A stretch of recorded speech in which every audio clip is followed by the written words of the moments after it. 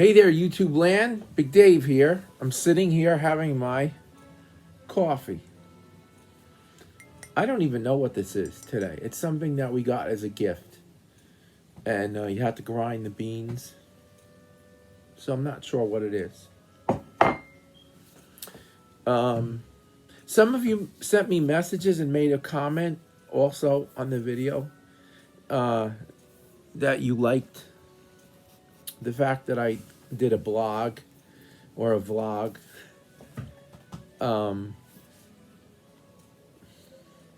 Yeah, I think that was good too. So anyway, I appreciate your comments. I appreciate everyone who follows. And I had said that one of the questions I got is that we were talking about reeds. So here we are. I took a reed out this morning. I was just going to do something with my soprano. I have a little piece I'm going to play for something.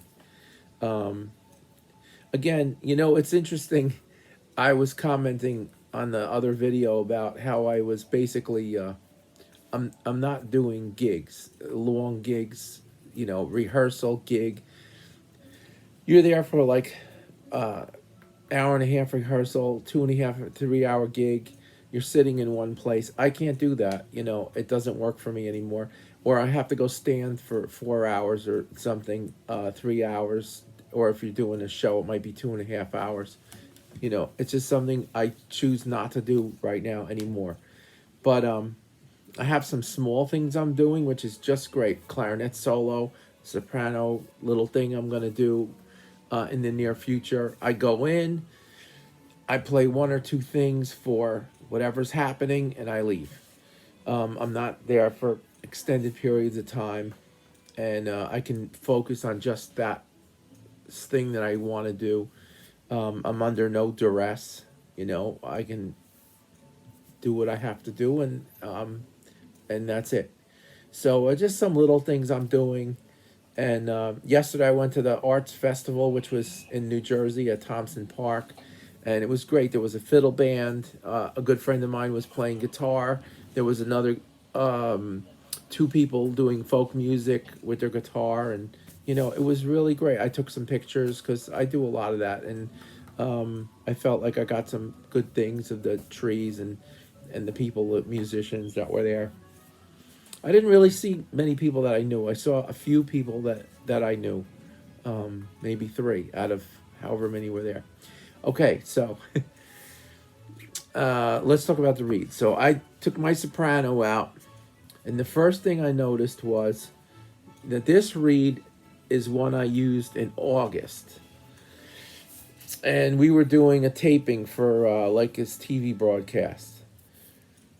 And this reed gave me trouble in August. And when the gig was over, I only had to play a little bit of soprano. It was like 2 things I played on soprano. But it was giving me trouble. It was a pain in the neck, and I was annoyed with it. So when it was over, I was like, I didn't bother with it. And actually, since then, the soprano's been standing in a corner. I haven't even touched it. It's been in the case. So today I want to work on this thing, and I took it out. And this is the reed that I was using. It's a 3-hard D'Addario Select. I don't like these reeds, but I use them sometimes because they happen to work on my mouthpieces. But here's the first thing that is a problem with reeds of this type. It's this printing that's on here. Now, I have talked about this before. And then when you go and you look at the back of the reed, it has little high spots on it. So if you don't take those high spots down, you're going to have a problem. Now, a long time ago, different teachers, and I'm not going to mention any names, but different teachers used to say to take the reed and put it on a piece of paper and slide it around and polish the back. It also seals up some of the fibers. So that works to some extent, and I know why they were doing it. But what I like to do is just take a flat blade. And again, if you use a different device, a tool, it has to be absolutely straight, flat. It can't be curved or anything like that. Has to be flat. Now they make different commercial products. I'm not talking about them. I'm not endorsed by any of them. I'm not discussing anything that's out on the market. But you need it to be flat. This is something I've been using for as long as I can remember. This is a Buck Trio. You can buy these anywhere, but they're not good on the airplane thing, or where they're going to screen your baggage, or in school, you can't bring a knife into, you have to have something like use a filing board because of all the different security things now. But I don't have that problem. I just go where I go, and if I fly, I just take the scraping boards. Or most of the time, my reads are done before I bring them with me anyway. I'm not going to go out. And like right now, I'm not even really doing these gigs, so I don't have to worry about it. But I do my reads ahead of time. I'm not taking reads with me and opening them up while I'm there and trying to figure them out. I have like a rotation of however many reads that are going to do what I want them to do. Okay, so here's the thing. This is where the trouble starts. It's with this printing that's on here. After a while, the wood raises up around the printing. And you need to very lightly just go across it and see if the reed is actually flat or it's grabbing on this printing. Now, I already worked on this reed very lightly, but I could still feel, and as I'm doing this, it's kind of resolving itself. It's pretty much gone now. That's it. I'm barely touching this. If you see what came off, it's that little itty bitty tiny stuff. I'm not pressing on this. I'm not digging wood out of this reed. When you work on reeds, all you really need to do is take dust off. If you're sitting there gouging out reeds and scraping them really hard, you're destroying the reed. That you don't know what you're doing. That's what it is. Now, let's talk about a reed like this. This is a good reed, actually, by the way. I don't know if I can get it to show the window light. Let's try going this way a little bit. See, now there's a pattern on there, right? You can kind of see that pattern. Let me turn it around. It has, the middle is heavier and the sides are lighter. And that's basically the way it should be. Just like you have a heart, the heart of the reed is in the middle. Okay, there's a lot of dialogue on reeds all over the place. Reeds are not that complicated. They're supposed to go up and have like a shape in the middle, and that's it. And off to the sides, they should be thinner. There's no big mystery to this. But you might look at a reed and see one side of the reed has a thin, like a thick line going up the side. You have to remove that. So you take your knife or your device, whatever you're using, your sanding block, and you work only on the edge. And then go in a little bit. And all you're doing is taking off dust. See what I'm doing? I'm barely touching this reed. Now, I might get a little bit more aggressive if there's a lot of it. But you can hear that scraping sound. That's all I'm doing. And then I'm going to take off dust. I'm not going to be digging in and curling off like I'm carving a statue. That's not what I'm doing. I'm just taking off a little bit of dust and scraping in and maybe taking off a little more dust. Watch it go underneath the knife. See what's happening? I'm just taking off this dust. And as I go in more this way, I'm getting more toward the center. And I'm not going to work on the center. I'm not even going to touch it. So forget about it. Now, what about up at the tips?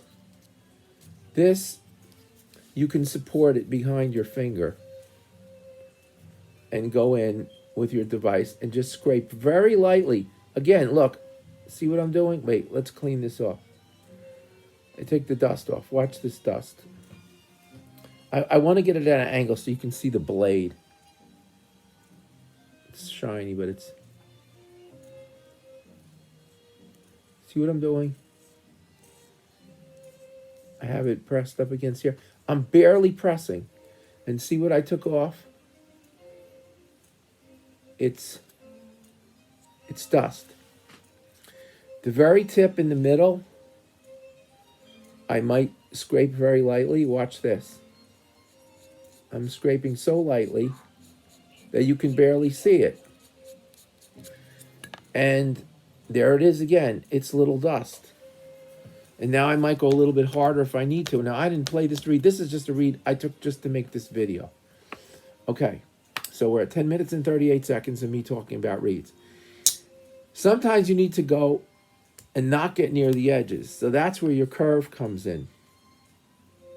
Because now I'm going to work this area. I want to see the picture. See what I'm doing? See, now I'm taking more. I'm not in the center, and I'm not on the end. I'm a little bit more. And this sometimes is the only adjustment I need to do. I like to start down here and work my way up about that far. And maybe go slightly toward the center and slightly toward the outside. But again, this is curved. You can see the angle. And there I am, right? And I'm just taking off dust. It's dust. Look, see? I'm not gouging out. Again, I'm not making statues. And then I'll test that side of the reed. I'll put it on and I'll play that side of the reed. I'll close it off in my mouth. And I'll just play that one side. And then I'll play the other side and see if they're blowing evenly. But I'm not going to go up towards the tip unless I absolutely have to. I'm going to work down here in this area. And I might work on both sides if I need to. Sometimes I only need to work on one side because one side could be 2 or 3 steps heavier than the other side, even though it's not supposed to be. That's why it doesn't work. Now, sometimes you have to take off more wood because some reeds are not that consistent. But work slowly. Just take dust off. And it doesn't matter what device you use to take it off. I use this because I'm so used to it, I can do it without even thinking about it. And then this one, if I really want to get into a little edge like towards the tip, I go to this blade. And I can go in here, and I can just work the tip with this little edge like this. Okay, so now you know why I use this. But again, you know, this is a thing that is going to possibly have some kind of security problem, and it wouldn't work out in school. So you just use a sanding block. So I'm not telling you or suggesting that you bring this knife with you into some place where you can't have it. All right, now let's talk about the color of the reeds. Now, some people say, oh, it doesn't matter, blah, blah, blah, this and that, right? And now I'm not even talking about synthetic reeds. I don't use synthetic reeds. I don't know anything about them. You got to watch somebody else's video that uses them. I use wood reeds. Okay, so let's talk about the color. These are the kind of reeds I use. You see what color they are? They're like a creamy color. Now, these reeds are not new. I would say both of these reeds are at least 5 years old. I rarely buy a new box of reeds and open it up and start using them. I have reeds in a closet or in a drawer, and I'll take them out when I'm ready. And most of my reeds are over 5 years old that I've had them. If you take out reeds in their greenish color, don't use them yet. Just put them off to the side. You could put a little pencil mark on the back and mark them whatever you want. I use NR, not ready. If it's greenish color, I'm not even gonna bother with it. If it comes out and it looks greenish, forget it. Put it away. Take it out in 2 or 3 years. Don't bother with it. This is the color that you want. Creamy color reeds. Now, if a reed is too old, it starts to get brown. They play. They do play, and some are good, but they start to lose their thing, you know. But I've played brown reeds that work pretty well. Or darker brownish, you know, like they start to turn another color. So, you know, they're like a little bit overdone. But this Now, I know there's people out there going to go, oh, it doesn't mean anything. Well, guess what? It does mean something. And these are the color. This is the color that you want. Don't bother with green reeds. I don't care what you read, where, or who tells you what great famous person told you to play green reeds. Forget about it. Put them in the closet. Only listen to me. Don't play green reeds. Put them away. And wait. And eventually, they'll be better. Okay. Springy. When you push your finger on it, it should feel springy. Now notice these reeds are dry. When I store my reeds, I store them dry. I do not store wet reeds. And if you take them out and they're curled up and then you wet them, in a matter of time, they're going to straighten out. And after about 10 minutes, they're going to play just fine. I'm not storing wet reeds. A lot of them get moldy. They get smelly. I use reeds that are all like different, older, younger, but they all are consistent with the color and the way the grain looks. It should look pretty good. But don't obsess over what the reed looks like. Play the reed. Some of them look weird, but what does matter is what kind of shape it has inside the reed. If there's way too much light coming through the top, it means that the top is weak, and it's probably going to be a buzzy, weak reed. You want to have a reed that has a pretty good heart to it. So anyway, so that's it. It's almost 17 minutes of me talking about this stuff. I hope you get something out of it. And if you got something out of it and you want to know more or want to share something or whatever, you can always make a comment below. I don't have ads on these, so it doesn't matter to me how many comments are below or all that stuff. I just don't care. I put the video out, and none of that. If there's an ad, it doesn't go to me. I'm not signed up for that.